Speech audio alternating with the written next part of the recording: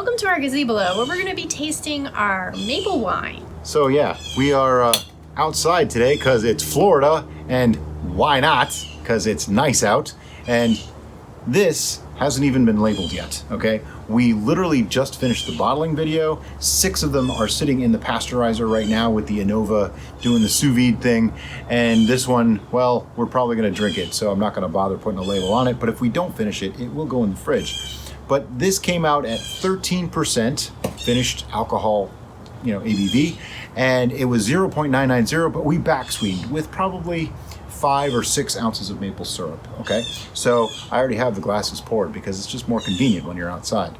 And why waste time, right? On the color and clarity though, it's pretty clear. I mean, I think it clouded up a little bit from getting back sweetened, but it's pretty clear. It's got a lovely color. It is a nice darker color than, say, what you might compare it to, like a Mead's amber color. This is a darker color because it's maple syrup, and maple syrup is normally, not always, but normally darker than honey. And I apologize for the parrots that are making noise. They chose now to come out. They do this on occasion. They do. And normally fly it's over. A whole flock of them. It's usually worse. Really, really loud. So. But anyway, this is a wine. That's something I want to talk about. A lot of people will say, oh, can I make maple mead? Well, you can. It's called Acerglyn, and it's a mixture of honey and maple syrup. This, however, is a wine because it is just maple syrup. But I'm really pleased with that clarity. It's like an 8 to a 9 on clarity for me. Go away. They're like right there. Anyway, it's almost like they want to be on camera too or something. I don't know, but whatever. I don't even know how well these microphones are picking them up. By the way, like our handy, fancy new microphones. That just, it's huge on her. But anyway, we'll figure it out. We just got them yesterday, so we're trying them out. But anyway, it smells delightful. It really does. Not only does it have that strong, unique, smoky maple syrup smell, but now that it's had time to blend blend, whatever the term is, I'm also getting some floral notes. Are you? Yeah, a little bit. It's a lot more complexity than I thought it was going to have. I smell a little bit of the alcohol too. 13%, I'm not surprised. Yeah. I mean, that's to be expected. Yeah. But for the short sip. Now, on the short sip, you just put it in your mouth and swallow. It's to acclimate your body to the alcohol and your taste buds. So here we go.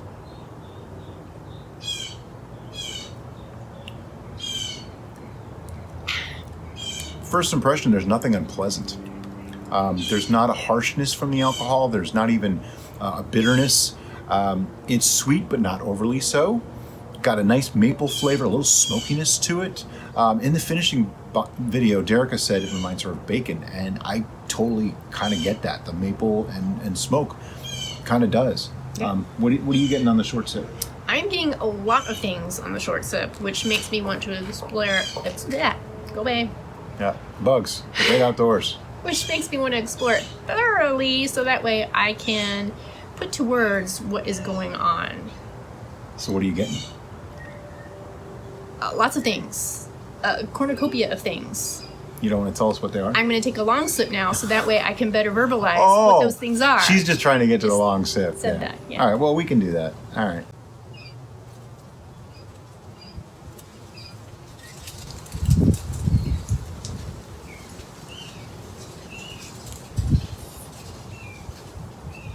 Ladies first.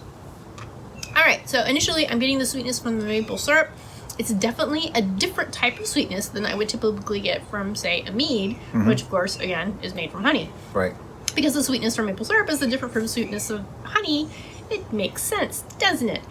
But beyond that, I'm getting some notes that my brain is having problems pinpointing. And it goes, oh, that's floral. And then it goes, no, that's citrus.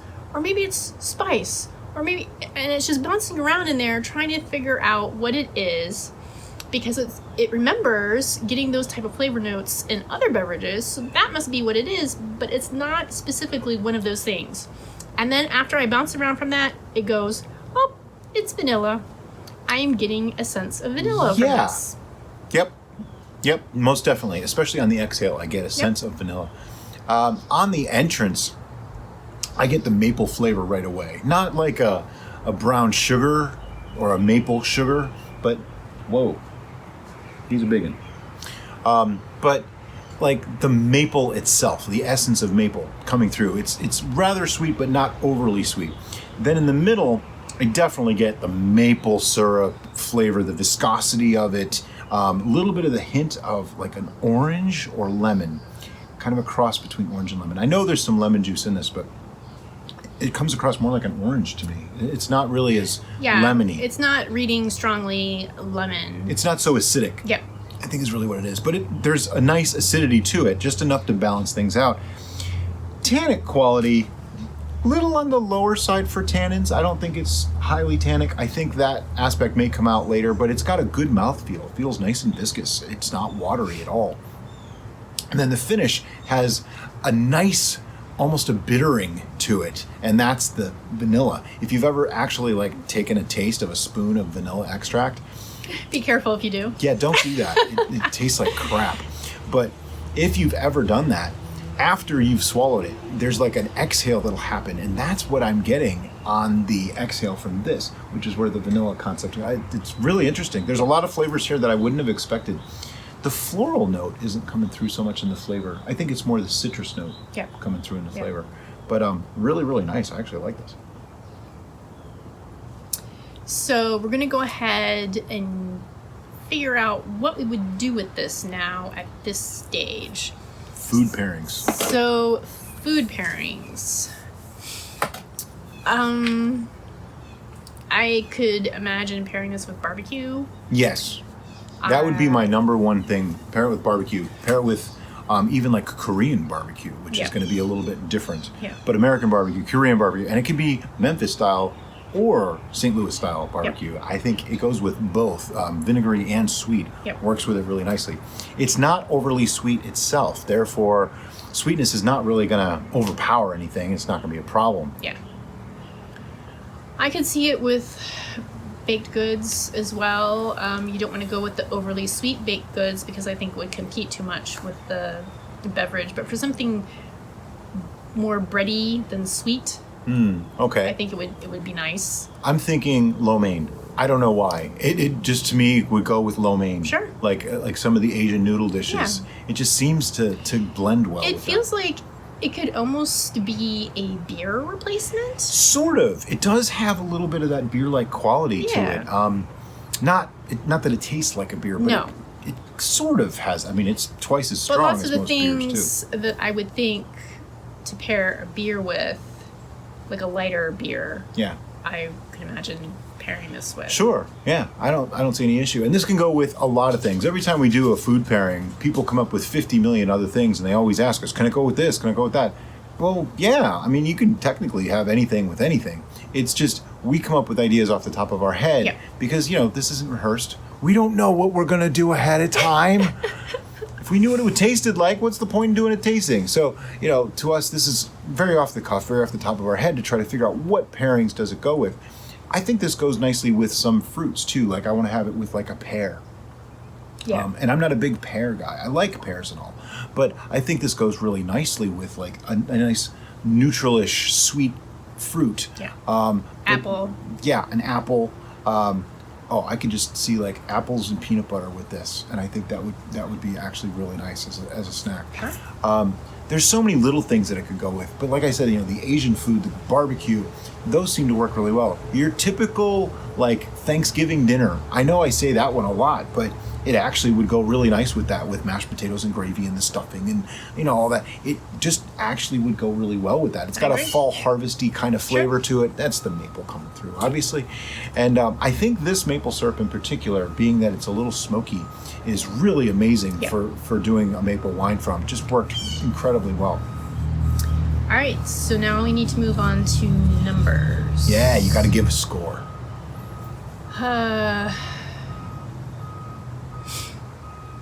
All right. Now, keep in mind, we know this is a young wine, so we know that with time it'll get much better. This right now is only, it was started like August 31st, and today is September 29th, so it's not even 4 weeks old. It's actually 30 days. It's 4 weeks, 2 days old. So there you go. So it's very, very young, and the back sweetening still has to meld a bit too, so keep that in mind too. But our scores are going to be honest about what it tastes like now and, where it sits. So are you ready? Yep. 1, 2, 3, 6. 6.5. Oh no, she was higher. Man. Woo-hoo. I was thinking 6.5 and I went with 6 in the end, and I'll just explain why. 5 to me means I would reach for this and drink it. Maybe not the first thing I would choose, but I would drink it. 10 means, the stars aligned and it's just absolutely spot on perfect and I wouldn't change a thing. And below 5 is varying degrees of ick, essentially. Like, I wouldn't drink it. I wouldn't pass it off to somebody. By the time it gets to 1, it might even be toxic. I'm not going to drink that. So this one was not just I'd drink it if there was nothing else in the house to drink. This was a little better than that. So that's why I went 6. It started at 6.5. Then I started thinking about it more and I went, you know what? We've had some stuff that was like 7s that was better than this. So I thought that was just a little bit too close. So I went down to 6. Sure. I went to that 0.5 above Brian because I was really enjoying that vanilla flavor. Yeah. And I was enjoying it so much that my mind said, if we oaked this... Yeah, my worry with oaking this is it's very smooth as it is. True. The acidity and tannins blend nicely already. I think with age it's going to get even more mellow. I worry that oaking this might just bland it. It might make it just bleh. Yeah, It'll I agree just with go that. boring. So that's my only concern there. Normally I'd be like, oh yeah, French oak it. Done. But this one, I'm not sure that it would be the way to go. So perhaps in the future, if we added some vanilla to this in conditioning, just a little bit and for a short amount of time, because vanilla can really knock your socks off if left unsupervised. Yeah.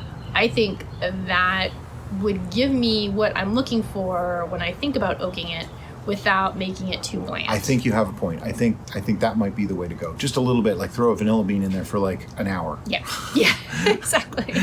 I'm joking, but maybe like a day or two. Yeah. Because last time we used a vanilla bean, man, it just went to town and just overpowered and it was too much.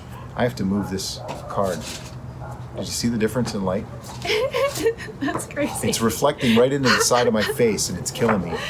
All right, but we are not done yet because, as you know, if you're a longtime viewer, it's time to put it on ice. Non più tra I farfalloni amoroso, notte giorno di torno girano, delle belle turbando al riposo.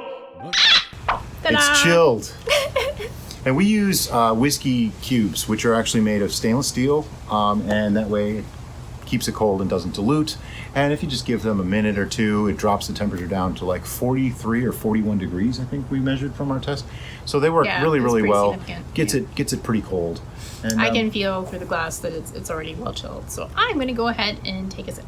While she's doing that, let me explain. The reason why we do it chilled too is because if you just drink it at room temperature, you'll get all the flavors, everything there. If you chill it, it can turn off certain things and it may improve, it may get worse, or it may be roughly the same. And she's not giving anything away. I'm looking at her face. She's not giving a thing away.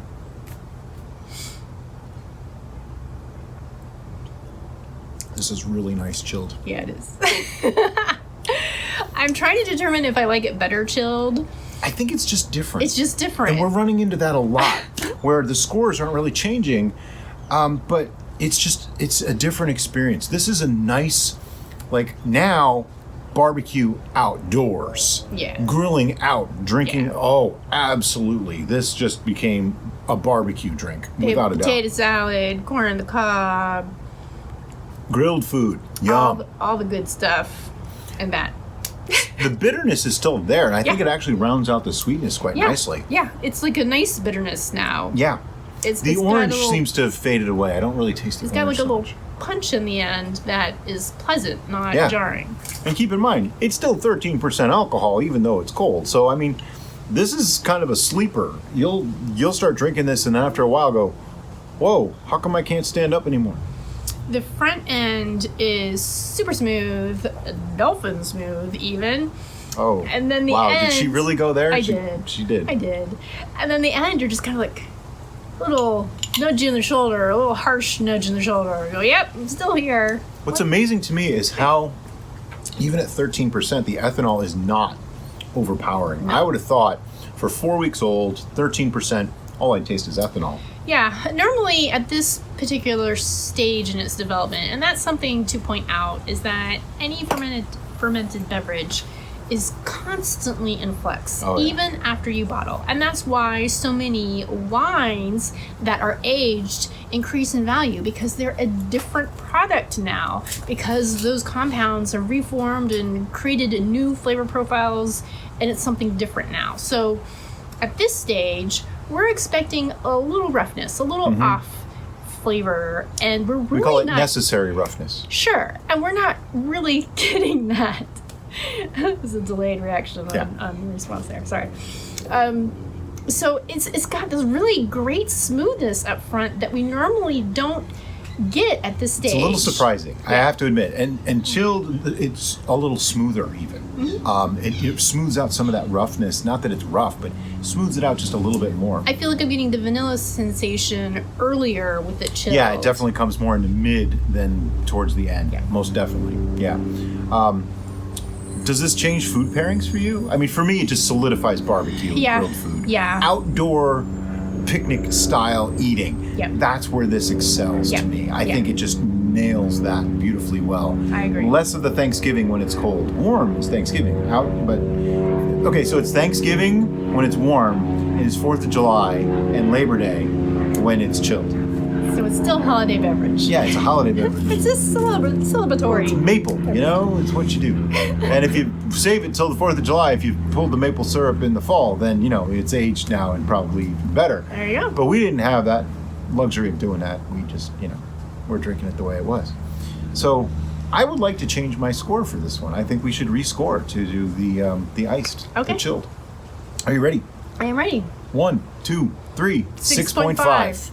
I had to stay with 6.5. Initially, when I first started tasting it, before I even swallowed, I was like, oh, this is going to be bumped to a 7. And then I reassessed, and I'm like, no, I like it just as well. It's just different.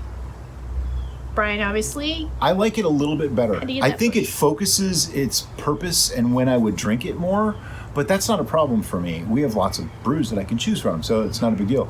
But to me, that chilling made it...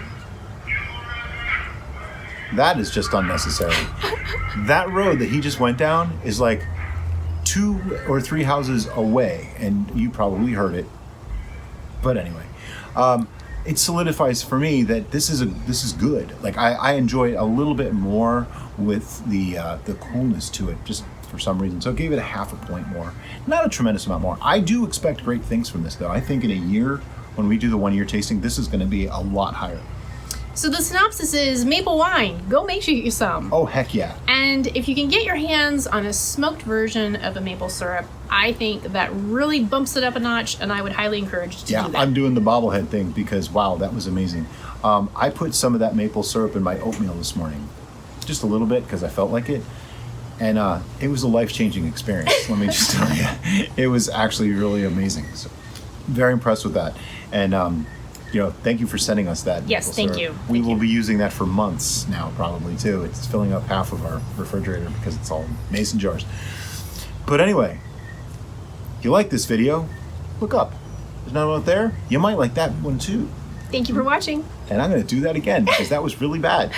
But anyway, if you like this video, look up. There's another video up there. You might like that one, too. Thank you for watching. And have a great day.